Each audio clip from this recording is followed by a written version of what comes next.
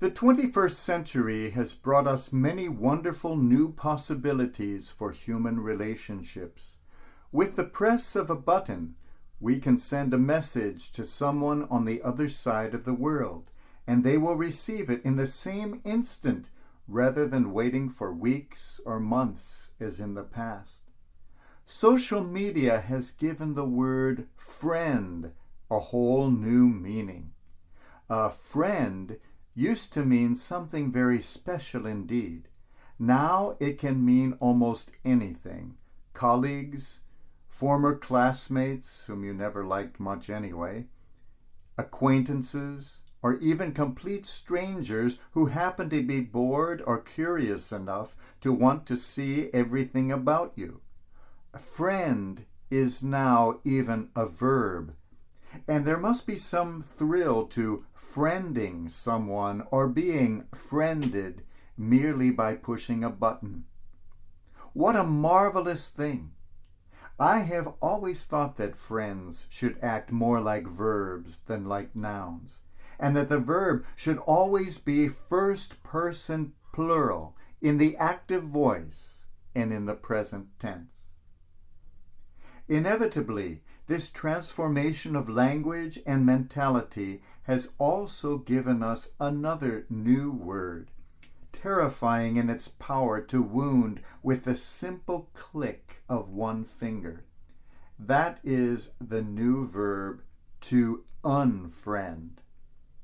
In the brave new world of today, this has become the ultimate blow, to be unfriended. The reasons are legion, and many studies have been performed to analyze them. Perhaps the offending former friend was annoying, perhaps boring, perhaps of a different political or religious opinion, perhaps suddenly regarded as an enemy, or perhaps there were just too many friends on the list, so some of them needed to be bumped off. If friend has become practically meaningless, unfriending has bestowed on us a whole new sense of power and control, placed a potent weapon in our hands, or rather in our index finger, and given us a quick escape from the uncomfortable. We have always been tempted to unfriend people. We just never called it that before, nor had the capacity to do it so completely and so easily. Sometimes people, real friends, say things we do not wish to hear. Sometimes they challenge us in ways we do not wish to be challenged. Sometimes we feel we are too good for them, and sometimes we feel we are not good enough. And that is perhaps the most terrible temptation of all. We see Peter trying to unfriend Jesus for this very reason. Depart from me, Lord, for I am a sinner. We see Isaiah trying to unfriend God. I am doomed. I am a man of unclean lips, yet my eyes have seen the Lord.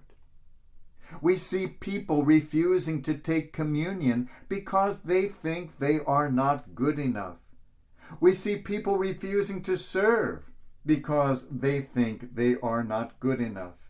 We see people trying to unfriend God all the time because they think they are not good enough. And every time, just as our finger is about to press that awful button to block, to unfriend, to run away, God takes us by that click-happy hand and says once again, as to Peter, do not be afraid. You think you are not good enough? Who do you think is? That is precisely why you need me now more than ever. I am yours and you are mine. Do not unfriend me. I will never unfriend you. And like the fishermen on that powerful day, when our boats and our minds are brought back to shore, When the sea and the screen are darkened, and the fingers have stopped their fishing or their typing for the day, we too can smile in the knowledge that we can follow, we can friend, we can fully live, for we have been friended by God.